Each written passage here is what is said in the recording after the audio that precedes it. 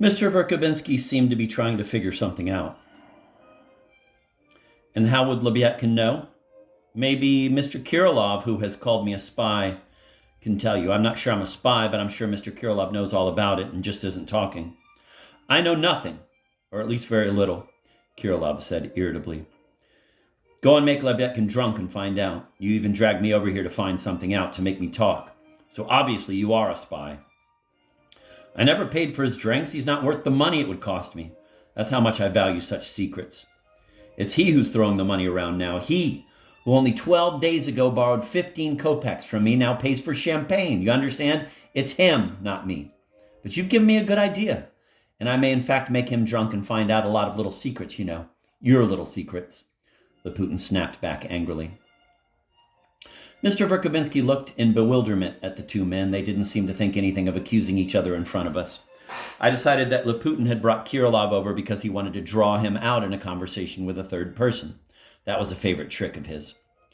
Mr. Kirilov knows Mr. Stavrogin very well, he went on spitefully. But he's trying to conceal the fact. As to Captain Lebyatkin, he met Stavrogin even earlier, about 5 or 6 years ago, during what we might call the obscure period of Mr. Stavrogin's life, before he even thought of honoring us by coming here. Our prince, it appears, formed a rather strange set of acquaintances in Petersburg. I believe it was there that he met Mr. Kirilov, too. Be careful, Laputin. Stavrogin will be here soon, and he knows how to take care of himself. Why should I worry? I'd be the first to say he's a man of the most refined, most exquisite intelligence. That's exactly what I said to his mother yesterday, to reassure her. But of course, I added, I can't vouch for his character. Yesterday, Lebyatkin also told me that he'd suffered because of Stavrogin's character. Ah, Mr. Verkovensky, how can you accuse me of gossiping and spying when you yourself were anxious to draw all the information you could out of me and displayed such tremendous curiosity? Mrs. Stavrogin was much closer to the mark. I'm asking you, she told me, because you were personally involved in an incident. How can you suspect me of scheming when I swallowed an insult from his lordship in front of all my friends? After that, I should be entitled to take some interest in him without necessarily being a gossip. One day he shakes hands with you, and the next, while enjoying your hospitality, he slaps your face in front of everyone because he happens to feel like it. It all comes from having too much money and nothing much to do. But when there's a lady present, they're like roosters or butterflies, these rich landowners with their tiny Cupid's wings, these demoniac lady charmers. It's easy for you, Mr. Verkovensky, hardened bachelor that you are, to call me a gossip because I say things about his lordship. But if you were to take a pretty young wife, for you're still a very handsome man, as you well know, you'd keep your door locked and even build barricades around your house to keep our prince out. And I'm sure that if Miss Lebyatkin, who gets those daily whippings from her brother, wasn't crazy and lame, she'd have been the object of his lordship's attentions too, and that would explain how Lebyatkin's honor suffered at his hands, as the captain likes to put it. What stopped him probably was that it didn't appeal to his aesthetic sense. But even that's no guarantee. He picks them like berries, whichever kind suits his particular mood at the moment. How can you accuse me of gossiping? The whole town is shouting without waiting for me to start spreading rumors. I just agree with what they say about him, and there's nothing wrong with agreeing. Or is there? You talk about gossip. But I'm not shouting about it. The whole town is clattering, while I just listen and yes them. Yesing's not forbidden, sir. The town is shouting. What is it shouting about? That is, it's Captain Lebyatkin in a drunken state who's shouting for the whole town to hear. Well, isn't that the same as if the whole marketplace was shouting? How am I to blame? I'm interested only as among friends, sir, because I still consider myself among friends here. He looked around at us with an innocent air.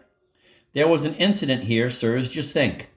It seems His Excellency, while still in Switzerland, supposedly sent 300 rubles by a most noble girl and, so to speak, humble orphan whom I have the honor of knowing, to be given to Captain Lebyatkin. But a little later, Lebyatkin received most precise information, I won't say from whom, but also from a most noble and therefore most reliable person, that the sum sent was not 300 rubles, but 1,000. That means, Lebyatkin is shouting, that the girl filched 700 rubles from me, and he wants to demand it back, even if it's through the police. At least he's threatening to, and he's clattering all over town. That is mean of you, the engineer suddenly jumped up from his chair. But you yourself are that most noble person who confirmed to Lebetkin on Nikolai Vsevolovich's behalf that it was not 300 but 1,000 rubles that were sent. The captain himself told me in a drunken state. That is an unfortunate misunderstanding. Someone made a mistake and it came out. That is nonsense and you are mean. But I also want to believe that it's nonsense and I listen to it with regret because whether you like it or not, a most noble girl is mixed up, first of all, with the 700 rubles and second, in some obvious intimacy with Nikolai Vsevolovic. It's nothing for His Excellency to disgrace the noblest girl or to defame another man's wife, just as in that mishap with me, sir. He'll come across some man full of magnanimity and make him cover up someone else's sins with his honorable name. Just the same way as I suffered, sir. I'm talking about myself, sir. Beware, Laputin. Stepan Trofimovich rose from his chair and turned pale. Don't believe it. Someone made a mistake and Lebyadkin is drunk, the engineer exclaimed in inexpressible agitation. It will all be made clear, but I can no longer... It's baseness. And enough. He ran out of the room. What's the matter? I'm going with you. Laputin, all aflutter, jumped up and ran after Alexei Nilyich. Stepan Trofimovich stood and thought for a moment, glanced at me somehow without looking, took his hat and stick, and slowly walked out of the room. I went after him as before.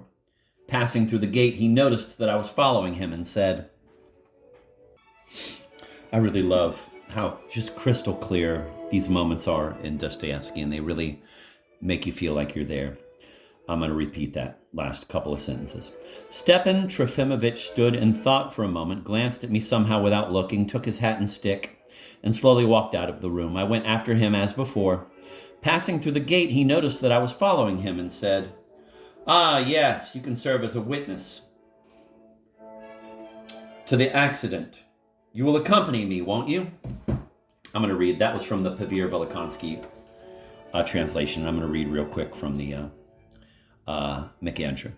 Mr. Verkovensky stood thinking for a moment, glanced at me with unseeing eyes, took his hat and walking stick, and quietly left the room. I followed him. Passing the gate, he noticed that I was behind him and said, Ah, so you're here. Good.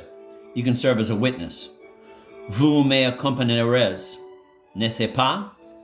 You're not really going there, are you? Just think what a furor it may cause. I'm going to go back to Pavel Velikonskiy. Stepan Trofimovich, are you really going there again? Think what may come of it. With a pathetic and lost smile, a smile of shame and utter despair, and at the same time of some strange rapture, he whispered to me, stopping for a moment, I really cannot marry someone else's sins. This was just the phrase I had been waiting for. At last, this little phrase, cherished, concealed from me, had been spoken after a whole week of hedging and contortions. I decidedly lost my temper. And such a dirty, such a base thought could come to you, to Stepan Verkovensky, to your lucid mind, to your kind heart, and even prior to Laputin. He looked at me, made no reply, and continued on his way. I did not want to lag behind. I wanted to testify before Varvara Petrovna. I would have forgiven him if, in his womanish faint-heartedness, he had simply believed Laputin. But it was clear now that he had conceived it all even long before Laputin, and Laputin had merely confirmed his suspicions and added fat to the fire. He had not hesitated to suspect the girl from the very first day, still without any grounds, not even Laputin's. He had explained Varvara Petrovna's despotic actions to himself only by her desperate wish to paint over the aristocratic peccadilloes of her priceless Nicholas by a marriage with an honorable man. He had explained Varvara Petrovna's despotic actions to himself only by her desperate wish to paint over the aristocratic peccadilloes of her priceless Nicholas by a marriage with an honorable man. I certainly wanted to see him punished for it. Oh Dieu, qui est si grand et si bon? Oh God, who is so great and so good? Oh, who will comfort me? He exclaimed, having gone another 100 steps or so and suddenly stopped. Let's go home now and I'll explain everything to you, I cried out, forcing him to turn back towards his house. It's him! Stepan Trofimovich, is it you? You! A fresh, playful young voice like a sort of music was heard beside us.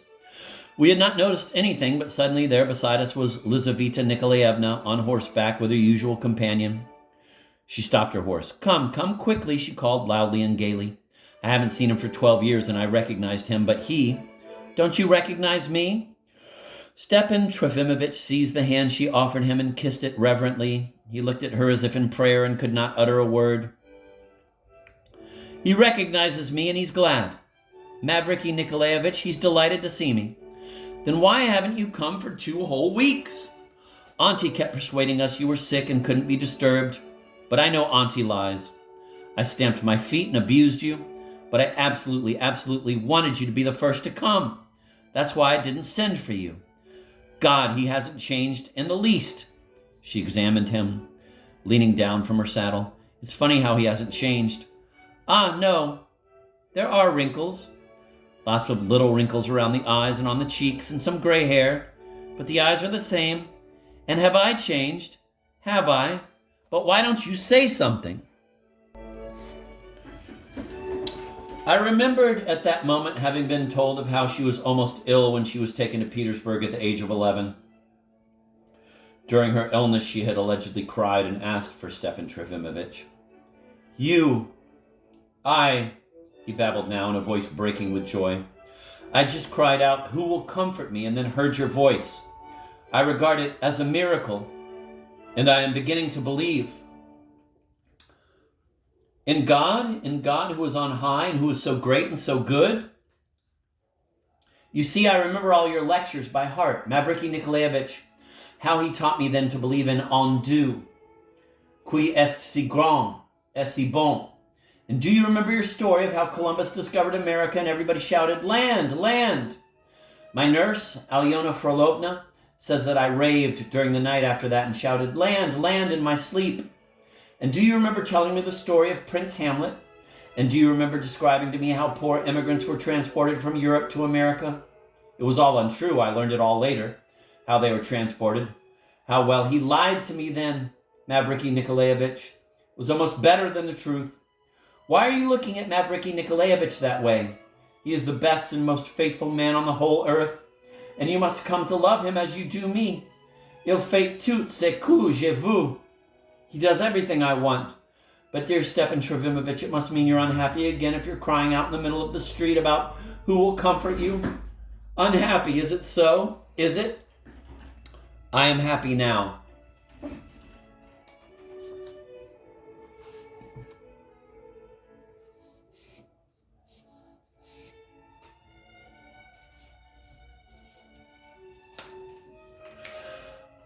Does Auntie offend you? She went on without listening.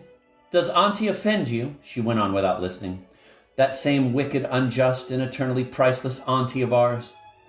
And do you remember how you used to throw yourself into my arms in the garden and I'd comfort you and weep? Don't be afraid of Mavriky Nikolaevich. He has known everything about you, everything for a long time. You can weep on his shoulder as much as you like, and he'll stand there as long as you like. Lift your hat. Take it all the way off for a moment. Raise your head. Stand on tiptoe. I'm going to kiss you on the forehead now, as I kissed you that last time when we were saying goodbye. See, that young lady is admiring us through the window. Well, closer, closer. God, how gray he's become.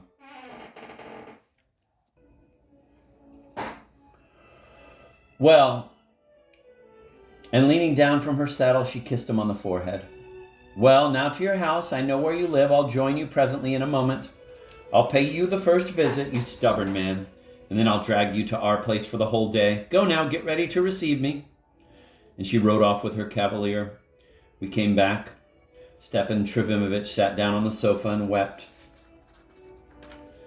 Dieu, Dieu, he kept exclaiming. Enfin une minute de bonheur. God, God, at last a minute of happiness. Not more than 10 minutes later, she appeared as promised, accompanied by her Mavriky Nikolaevich. You in happiness, you arrive at the same time. He rose to meet her. Here is a bouquet for you. I've just been to Madame Chevalier's. She'll have bouquets for birthday parties all winter. Here is Mavriky Nikolaevich as well. Please become acquainted. I almost wanted to get a cake instead of a bouquet. But Mavriky Nikolaevich insists that it's not the Russian spirit. This Mavriky Nikolaevich was an artillery captain, about 33 years old. A tall gentleman of handsome and impeccably decent appearance. with an imposing and, at first glance, even stern physiognomy. In spite of his remarkable and most delicate kindness, of which everyone became aware almost from the moment of making his acquaintance, however, he was taciturn, appeared rather cool, and did not force his friendship upon anyone. Many in our town said afterwards that he was none too bright. That was not correct. I'm going to read from the MacAndrew now. Maurice was a 33-year-old artillery captain. He was tall, handsome, and irreproachably correct. His looks were impressive, even severe at first glance, despite the great kindness of his expression that was obvious to anyone within a minute of making his acquaintance. At the same time, he was very reserved and not given to easy protestations of friendship. Later, many of our citizens said that he wasn't too bright, but that wasn't fair.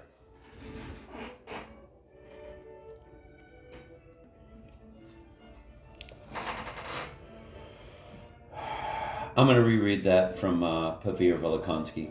This Mavriky Nikolaevich was an artillery captain, about 33 years old, a tall gentleman of handsome and impeccably decent appearance, with an imposing and, at first glance, even stern physiognomy.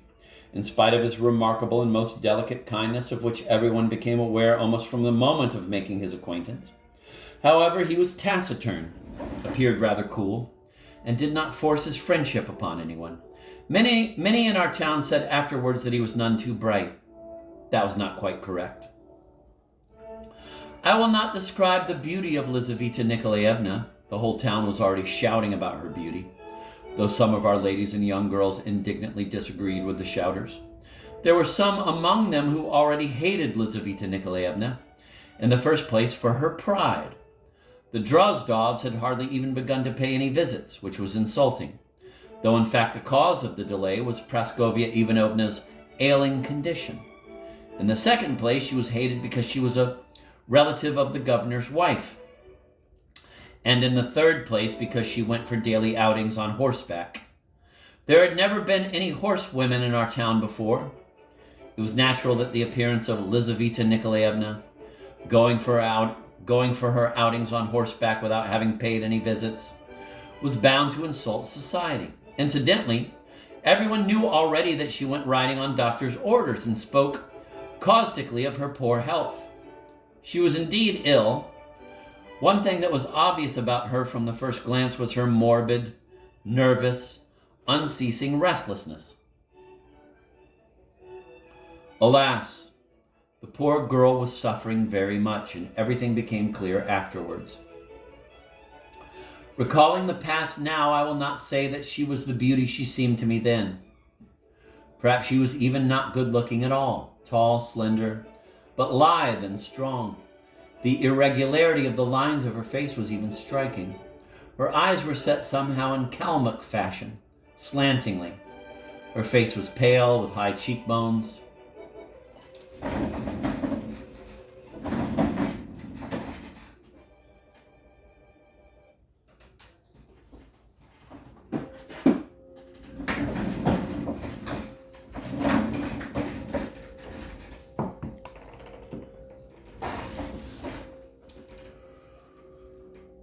Tall, slender, but lithe and strong, the irregularity of the lines of her face was even striking.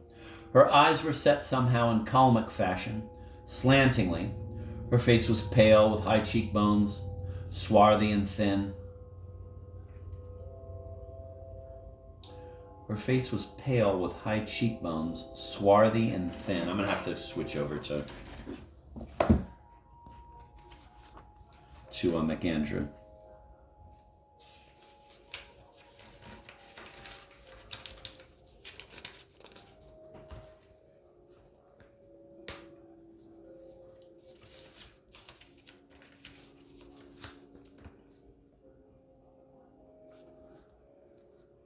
I won't bother to try to describe Liza Titian's beauty. The town was buzzing about it, although many of our ladies dissented. A number of them already hated her, in the first place for her pride. She and her mother still hadn't called on anyone. The truth was that Mrs. Drozdov had not been feeling too well. Their second reason for hating Liza was that she was a relative of the new First Lady. The third reason was that she went around town on horseback. We'd never had any Amazons in our town before, so it was only natural for the appearance of a young lady on horseback before she'd even made her duty calls to be taken as a challenge to our society, despite the fact that it was generally known that she went riding on her doctor's advice, which incidentally caused quite a bit of conjecture on the state of her health. She really was not well. Her constant nervous tension was obvious at first glance. Alas, the poor girl was going through a very painful phase, as we discovered later. Now, looking back, I don't think she was really as beautiful as she appeared to me then. It's interesting that they're reflecting back to she wasn't as beautiful as they thought. It's interesting, like she had some type of contemporaneous magic that in reflection wasn't there. Now, looking back, I don't think she was really as beautiful as she appeared to me then. Perhaps she wasn't even pretty. She was tall, slender, supple, and strong. But if her face was striking, it was because of its irregularity. She had a very thin face, slanting, almost Mongol eyes. Mongol, not Kalmuk, Mongol. Almost Mongol eyes, high cheekbones, and a sallow complexion. Sallow. Not swarthy, sallow. But there was something irresistibly attractive in her face and an uncanny power in those dark, slanting eyes. She seemed born to conquer and dominate. She looked proud, sometimes even arrogant. And I'm not sure that she'd ever succeeded in being kind. But she wanted desperately to be good and did violence to herself in her efforts to be kind. There were no doubt many noble aspirations in that generous nature, but everything in her seemed to be perpetually searching for a balance without ever finding it. But everything in her seemed to be perpetually searching for a balance without ever finding it. As a result, she was always swirling in chaotic restlessness. Perhaps she was really too severe with herself for being unable to meet her own high demands.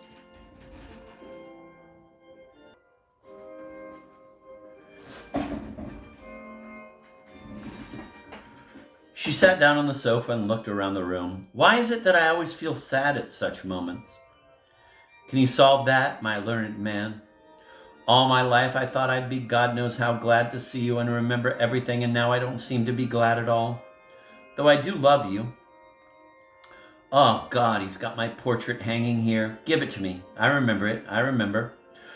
An excellent miniature watercolor portrait of the 12-year-old Liza had been sent to Stepan Trivimovich by the Drozdovs from Petersburg 9 years before.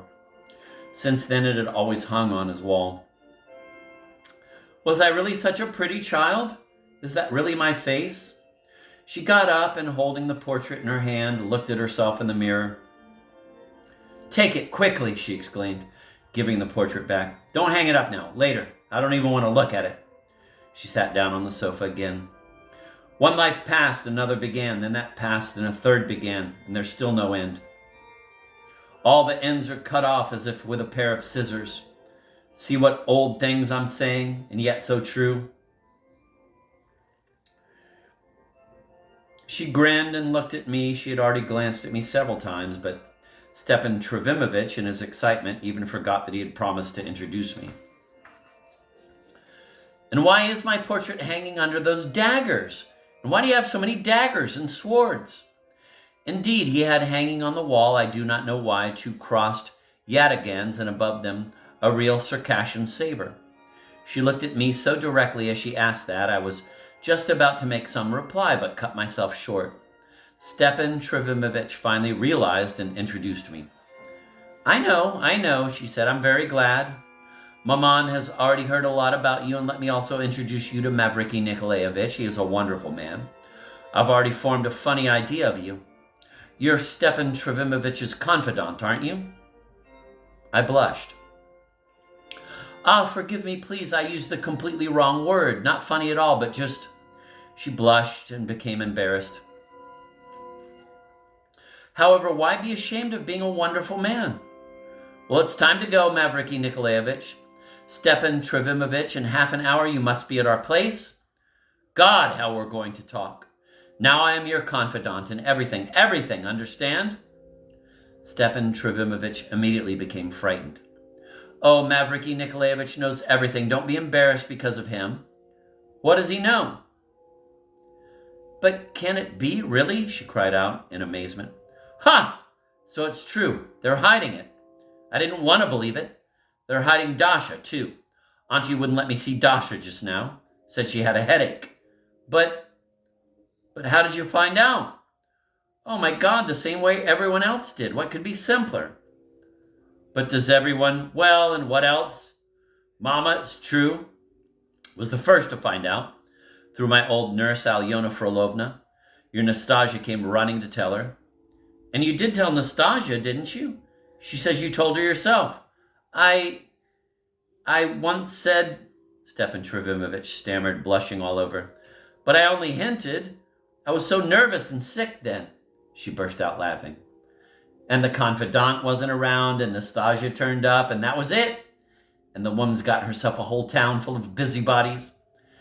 Well, good heavens, what difference does it make? Let them know. It's even better. Come for dinner as quickly as you can. We dine early. Oh, yes, I forgot. She sat down again. Listen, what is this Shatov? Shatov? He is Darya Pavlovna's brother. I know he's her brother. What's the matter with you, really? She interrupted impatiently. I want to know what he is, what sort of man. He's a local dreamer. He's the best and most irascible man in the world. I've heard he's somehow odd. Anyway, that's not the point. I've heard he knows 3 languages, English too, and can do literary work. If so, I have a lot of work for him. I need an assistant, and the sooner the better. Will he take work or not? He was recommended to me. Oh, most certainly. And you will do a good deed. It's not for the sake of a good deed. I myself need assistance. I know Shatov quite well, I said, and if you charge me with telling him, I'll go this minute. Tell him to come tomorrow morning at 12 o'clock. Wonderful. Thank you. Mavriky Nikolaevich, are you ready? They left. Of course, I ran at once to Shatov. Mon ami, Stepan Trofimovich overtook me on the porch. You must be here at 10 or 11 o'clock when I come back. Oh, I am guilty. All too guilty before you. And before everyone.